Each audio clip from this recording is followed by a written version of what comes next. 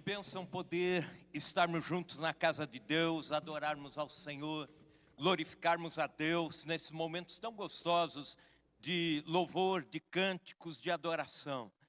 Hoje à tarde tive uma experiência interessante. Eu havia preparado uma mensagem já para hoje, creio que há uns 10 dias atrás, na minha leitura bíblica, correndo pela Bíblia, cheguei no segundo livro de Samuel e algumas coisas me chamaram a atenção. Mas hoje à tarde, pensando no culto, Deus me levou à pessoa de Jó. E eu não tenho como dizer diferente. Fiquei emocionado pensando naquilo que Deus ia falando ao meu coração. E eu quero convidar você, irmão e irmã, para abrir a sua Bíblia no livro de Jó. Nós vamos fazer algumas leituras. Deixa a Bíblia aberta nesse livro. Nós vamos ler primeiro no capítulo inicial. Mas, para que você entenda melhor, o livro de Jó é provável que tenha sido escrito por Moisés, enquanto o povo de Israel estava no deserto. Ia para Canaã, saindo da escravidão do Egito, indo para Canaã. Esse livro é um poema na gramática hebraica, aliás, na literatura hebraica. Ele se caracteriza como um grande poema falando sobre como Deus trabalha através das aflições, como Deus trabalha em meio ao sofrimento, que respostas Deus daria àquele que sofre. Pois bem, e é nesse contexto que o livro de Jó é escrito. E eu e você conhecemos a história de Jó. Mesmo quem conhece pouco a Bíblia sabe que Jó é aquele que perdeu tudo e depois passou por um sofrimento, perdas, dor, e depois Deus restaura tudo que tinha, e Jó passa a ter em dobro tudo aquilo que ele tinha antes do sofrimento. E ele, no final, descobre que conhece mais a Deus depois do sofrimento do que antes do sofrimento. Pois bem, é muito comum nós nos lembrarmos daquilo que recebemos de Deus em tempos de bonança. Aquilo que recebemos de Deus quando as coisas todas estão bem na nossa vida. É comum nós sermos gratos ao Senhor por aquilo que Deus nos dá em tempos de desfrute, em tempos de prazer, em tempos de gratidão, em tempos em que as coisas estão bem. No entanto, quando as coisas não estão bem, nós costumamos supervalorizar as dificuldades. E por vezes nós temos dádivas de Deus em meio às dificuldades, mas a gente está olhando para a dor, está olhando para o sofrimento, está olhando para os caminhos que não têm saída. A Bíblia nos relata o que Deus deu a Jó antes do sofrimento. Nós ouvimos a história de Jó, nós lemos a história de Jó e sabemos que antes de ele sofrer, era rico, tinha riqueza, tinha influência. Depois do sofrimento, Deus deu em dobro tudo aquilo.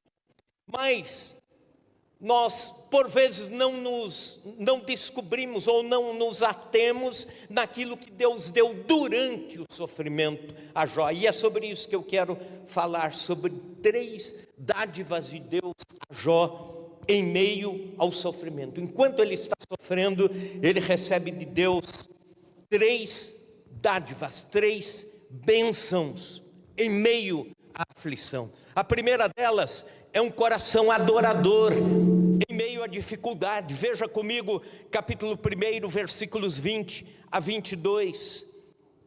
Então Jó se levantou, rasgou o seu manto, rapou a sua cabeça, lançou-se em terra e adorou. E disse: nu saí do ventre da minha mãe, e nu voltarei.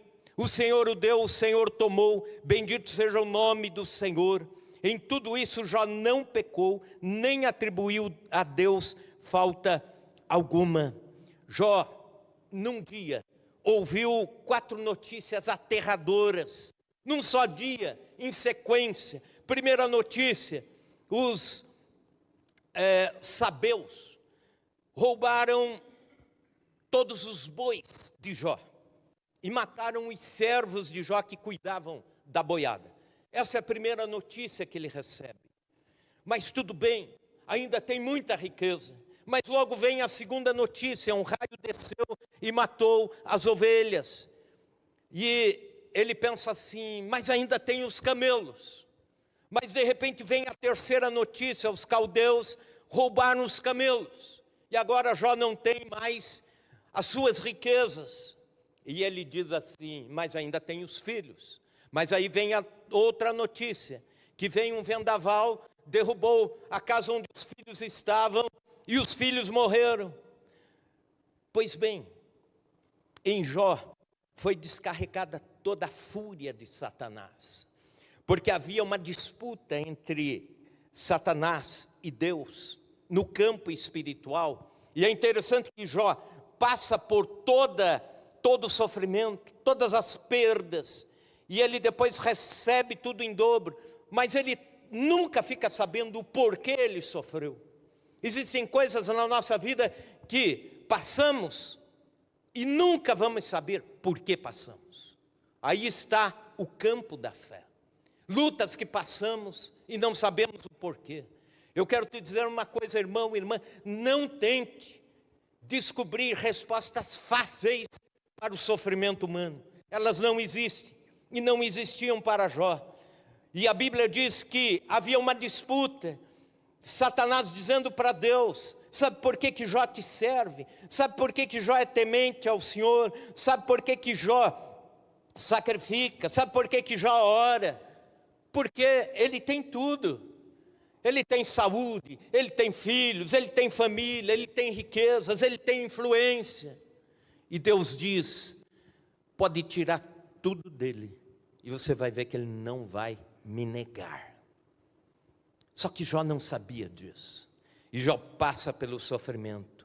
É uma descarga de fúria do diabo sobre a vida de Jó.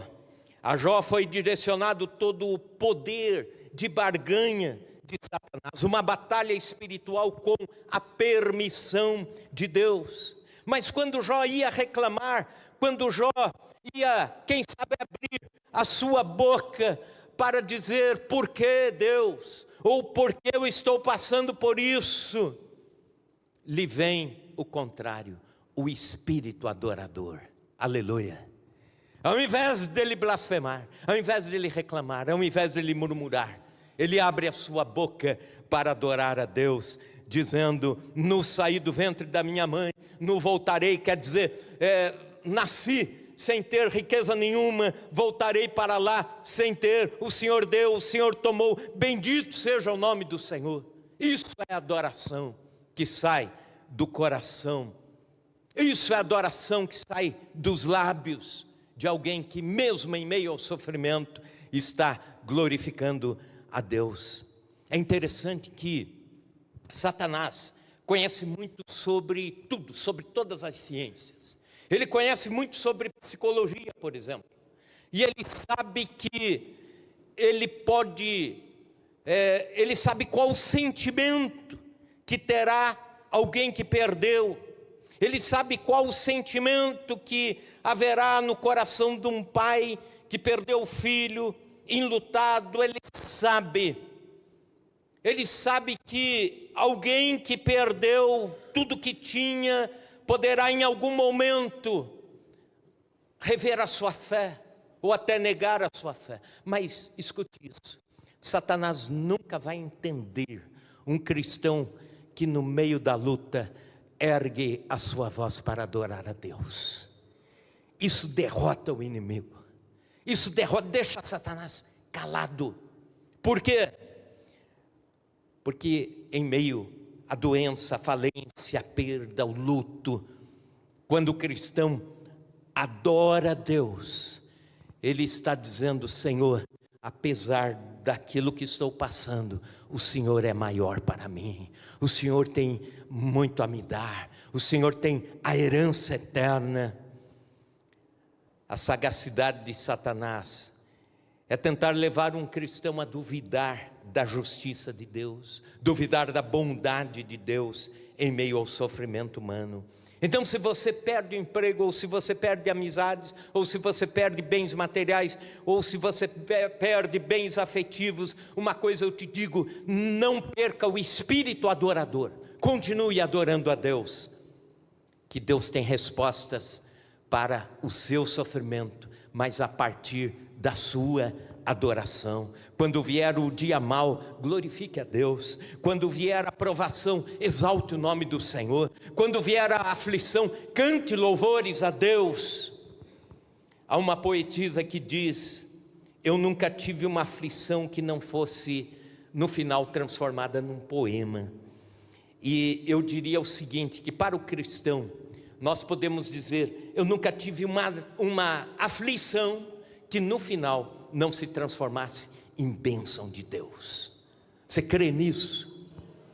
Então adore ao Senhor em meio às lutas e provações. É interessante que o ímpio, que não conhece a Deus, não conhece esse mistério. O mesmo sofrimento que pode levar um cristão a adorar a Deus, buscar a Deus, jejuar, colocar os joelhos no chão, o rosto no pó, buscar a presença de Deus, é o mesmo sofrimento que faz alguém que não conhece a Deus blasfemar contra Deus, levantar a sua voz contra o Senhor, reclamar de Deus, ou se tornar frio, indiferente para com Deus. Não perca a oportunidade de adorar a Deus em meio às tribulações.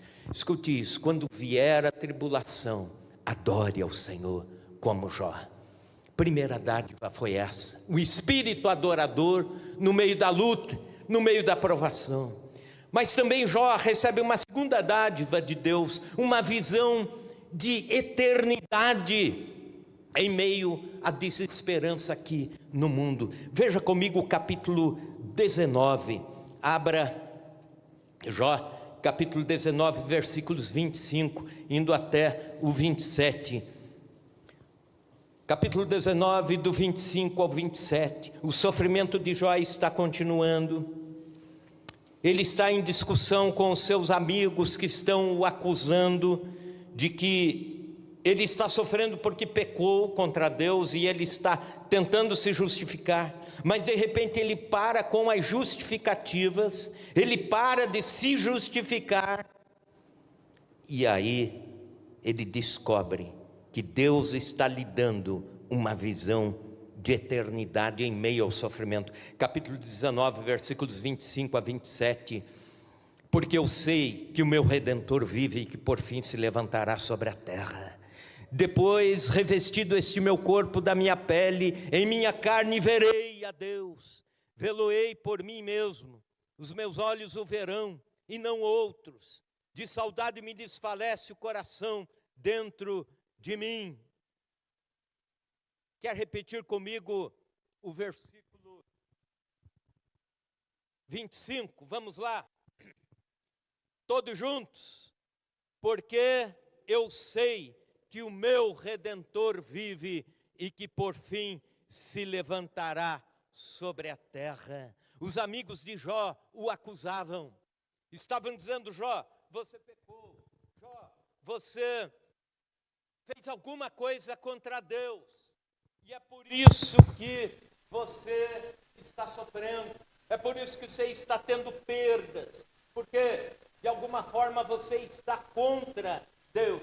Ele faz Bildade, Zofar e quem mais? Eliú, o mais novo, acusavam Jó de haver pecado. Jó, você pecou. Sabe, em meio ao sofrimento, nós encontramos pessoas que dizem isso. Já viram essa situação assim? Você está sofrendo, está passando por uma luta, e alguém chega e relaciona isso a pecado. Diz: ó, você está fazendo isso, tem que descobrir aí o que você fez contra Deus. Já viram isso em algum lugar? É muito comum. Recentemente, por exemplo, Obrigado, irmão. Recentemente, por exemplo, eu estava vendo um videozinho de alguém estabelecendo lá seus seus pensamentos, suas falas a respeito do sofrimento dos irmãos do Rio Grande do Sul, dizendo que aquilo é por causa do pecado do povo de lá e tal. E eu imagino a dor dessas pessoas que tiveram perdas e ainda tem que ouvir essas conclusões de gente que tenta espiritualizar aquilo que não temos autorização de julgar, não temos autorização de Deus de dizer isso é por causa disso, essa equação aqui acontece por causa desse pecado. Pois bem, num primeiro momento, Jó tenta se defender dos amigos de Jó. Mas, de repente, eu imagino Jó discutindo aqui, e ele levanta os olhos e tem uma visão transcendente, tem uma visão da eternidade, tem uma visão daquilo que vai acontecer milhares de anos depois. Ele tem a visão de Cristo, ele tem a visão da ressurreição de Cristo, ele tem a visão do céu aberto, ele tem a visão da justiça de Cristo invadindo a sua vida. E aí ele exclama exatamente isso: porque eu sei que o meu Redentor vive. Isso é profético. E por fim se levantará sobre a terra. Está falando de Jesus. Depois revestido este meu corpo da minha pele e minha carne, verei a Deus. Ele também está dizendo que vai ter um corpo diferente, um corpo glorificado, e verá a Deus. Vê-lo-ei por mim mesmo, os meus olhos o verão, não outros. De saudade me desfalece o coração dentro de mim. Esse é um texto profético dentro do sofrimento de Jó. Eu imagino ele olhando para a eternidade dizendo: eu vejo alguém morrendo numa cruz por mim. E ele vai para a sepultura, ao terceiro dia ele levanta, e ele vive, e a sua vida me leva um dia também à ressurreição, e eu terei um corpo glorificado. Portanto, a minha carne aqui pode desfalecer, a minha força física pode se esvair, o meu corpo pode até morrer, mas eu estou certo que o meu Redentor vive e que por fim se levantará sobre a terra. Eu perdi os meus bens, Jó está dizendo, eu perdi a minha saúde, eu perdi meus filhos, mas em meio às minhas perdas, em meio à minha dor, em meio às minhas lágrimas, eu vislumbro Cristo morrendo por mim, Cristo ao terceiro dia levantando e me dando um corpo perfeito, um corpo de glória, uma cidade celestial, uma coroa imarcessível. Esta é a esperança que alivia a minha dor. Em meio ao sofrimento, eu e você não podemos perder a visão da eternidade. Se a gente, no meio do sofrimento, olhar para essa vida, nós vamos desfalecer, nós vamos perder a esperança. Mas, quando em meio ao sofrimento, você levanta os olhos e vê a eternidade, isso alivia a tua dor no presente. Quando eu olho para o sofrimento, à luz do Calvário, uma pregadora dizia isso: o meu sofrimento se alivia, a minha dor se alivia, eu consigo lidar com as minhas angústias interiores quando olho para Cristo e encho o coração de esperança na vida eterna. Estou certo que o meu Redentor vive e que por fim se levantará sobre a terra. Essa é a profecia mais antiga da Bíblia sobre a ressurreição de Jesus. Depois marque aí, a profecia mais antiga sobre a ressurreição de Cristo. Essa é a segunda dádiva. A terceira dádiva é um espírito intercessor em meio às acusações. Agora veja comigo em Jó 42, já terminando o livro de Jó. Jó 42, último capítulo, versículo 8.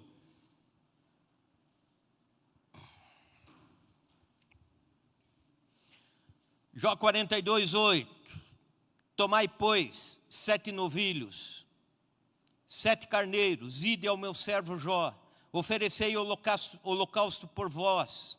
O meu servo Jó orará por vós, porque dele aceitarei a intercessão, para que eu não vos trate segundo a vossa loucura. Deus falando para os amigos de Jó. Porque vós não dissestes de mim o que era reto, como o meu servo Jó. Em outras palavras, Deus iria descarregar a sua ira sobre os amigos de Jó, por causa das suas falas acusadoras, por causa dos julgamentos, por causa de terem falado que Deus não havia falado a respeito de Jó. Mas Deus diz a esses amigos: Jó vai interceder por vocês, e eu vou aceitar a intercessão de Jó. Eu vou cuidar de vocês por causa de Jó. E veja o versículo 10. Mudou o Senhor a sorte de Jó, quando este orava pelos seus amigos. E o Senhor deu-lhe em dobro de tudo o que antes possuía. Escute isso. Jó, quando termina o sofrimento, e quando ele recebe em dobro o que ele havia perdido, ele não estava orando por ele. Ele estava orando pelos amigos. Olha que maravilha. Isso aqui é um mistério da intercessão. É você orar pelos outros, sabendo que aquilo que você está clamando pela vida do próximo, Deus já está providenciando para você também. Isso é intercessão. É você entrar na batalha por alguém, entrar na luta espiritual por uma causa. Jó era um homem bem relacionado na sociedade antes de lhe sobrevir o sofrimento. Diz a Bíblia que ele era juiz em Uz, na sua cidade. A Bíblia diz que os jovens o respeitavam. Ele ia pela rua, os jovens se levantavam para cumprimentá-lo. As crianças respeitavam Jó. Era justo em seus julgamentos. Sua família era exemplar, era um espelho. Aí, quando lhe sobreveio a aflição, ele ficou isolado. As crianças zombavam de Jó. Quando lhe sobreveio a aflição, a sua esposa não suportou ver o seu sofrimento e disse: Jó, amaldiçoa o teu Deus e morre. Seus amigos se tornaram acusadores, se tornaram inquisitores. Estranhamente, nesse quadro todo, Jó é levado a interceder pelos seus amigos, orar pelos amigos, interceder por aqueles que o acusavam. Jó poderia centrar a sua oração em si mesmo, ele poderia orar por ele mesmo, mas ele orou pelos amigos. Nossas orações são muito imaturas, quando a gente só ora por nós mesmos. Comece a fazer isso, experimente isso. Ao invés de orar por você, separe um tempo, apenas orar por você, separe um tempo para orar por outras pessoas. Ore por conversão de outras pessoas, ore por transformação de outras pessoas, ore por causas que você vê e você sabe que Deus está lhe chamando a orar por aquilo. Ore por circunstâncias, ore pela igreja, ore por gente que está fraca na fé, ore por gente que precisa ter um quebrantamento espiritual. Leve pessoas aos pés de Cristo em oração, leve pessoas através da intercessão até o trono de Deus. É interessante o que ouvi de um intercessor.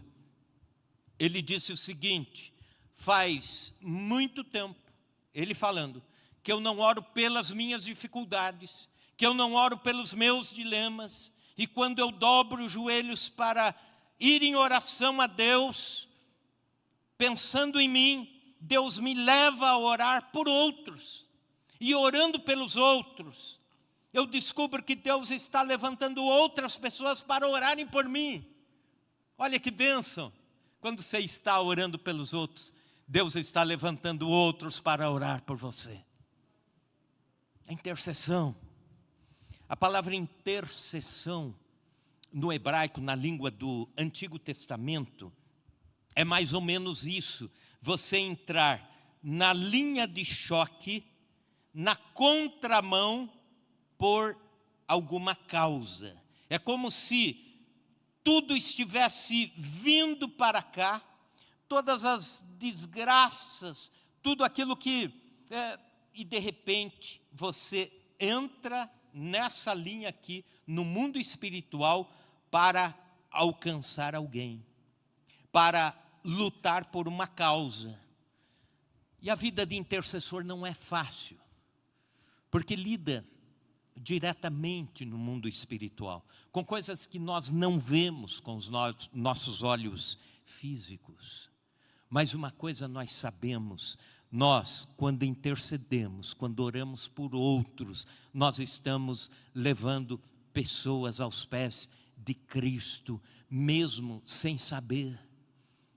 Havia um homem, ele era muito tímido, e ele converteu-se a Cristo, e não sabia pregar, não sabia discipular, mas ele orava muito, e ele se comprometeu a orar pela conversão de 3 amigos difíceis de se converterem. Sabe aquelas pessoas difíceis que você fala de Jesus e a pessoa está fechada? Você fala do Evangelho, ele diz que aceita, mas não aceita. Sabe, os chamados, os mais difíceis, corações de pedra. E ele se dispôs a orar, e todo dia ele orava pela conversão desses 3 amigos. Orava, orava, orava. Passou-se um tempo, passou aí aproximadamente 5 anos, um deles se converteu. E ele ficou feliz, alegre, porque 5 anos depois ele viu o fruto da sua oração. Mas ainda tinham 2 amigos. Quando ele morreu, o segundo amigo, um deles estava lá no culto fúnebre e viu a Bíblia do seu amigo intercessor. E na capa, na contracapa, havia a data em que ele começou a orar pelos amigos e um propósito escrito ali: vou orar todos os dias da minha vida pela conversão do fulano, ciclano e beltrano. E quando esse segundo amigo leu o seu nome ali, ele se quebrantou e disse: alguém estava orando por mim e Deus levou esse alguém. Então agora eu quero entregar minha vida para Cristo. Agora o segundo amigo se converte a Cristo. E o terceiro amigo, somente 25 anos depois da morte do intercessor, é que ele teve o encontro com Jesus. Os 3 se converteram, porque alguém estava orando. Ore pela cidade, ore pela nação, ore pela igreja, ore por amigos que não conhecem a Cristo, ore por enfermos, ore por pessoas oprimidas, ore, coloque na presença de Deus, entre nessa linha de choque da intercessão, entre nessa linha de choque a favor de pessoas que precisam de Cristo. O intercessor é o que vai a Deus não por causa de si, mas por causa dos outros. Interceder é descobrir o que está no coração de Deus e orar para que aquilo que Deus está querendo fazer se manifeste. Interceder é ver a necessidade de uma intervenção divina em algumas situações. Interceder é captar a mente de Cristo, de modo a ver as circunstâncias como Cristo as vê. Interceder é unir-se ao mundo espiritual em favor de homens, de nações, de campos missionários e assim por diante. E Deus deu isso a Jó em meio ao sofrimento. É interessante que Jó não começa a interceder quando o sofrimento passou. Ele começa a interceder. E aí, no meio do espírito intercessor, Deus livra os amigos de Jó e Deus devolve tudo a Jó. Querido irmão, querida irmã, Muitos pensam que o cristianismo é um milagre para tornar a vida mais fácil, sem sofrimento, sem dor. O propósito do cristianismo e da fé cristã não é evitar a dificuldade, mas é produzir o caráter adequado para enfrentá-la. Enquanto enfrenta, é moldado por Deus, como Jó. Não torna fácil a vida, mas nos capacita para a vida. Talvez você tenha recebido dádivas de Deus quando a vida estava tudo bem. Talvez você tenha recebido dádivas de Deus depois de algum sofrimento. Mas talvez você esteja passando por sofrimento e encontre as dádivas de Deus, as pérolas de Deus em meio ao sofrimento. Jó as encontrou, um coração adorador, uma visão de vida eterna com Cristo ressurreto e um espírito intercessor. Tudo isso enquanto ele sofria. Que Deus nos leve a descobrir dádivas, mesmo em meio à dor.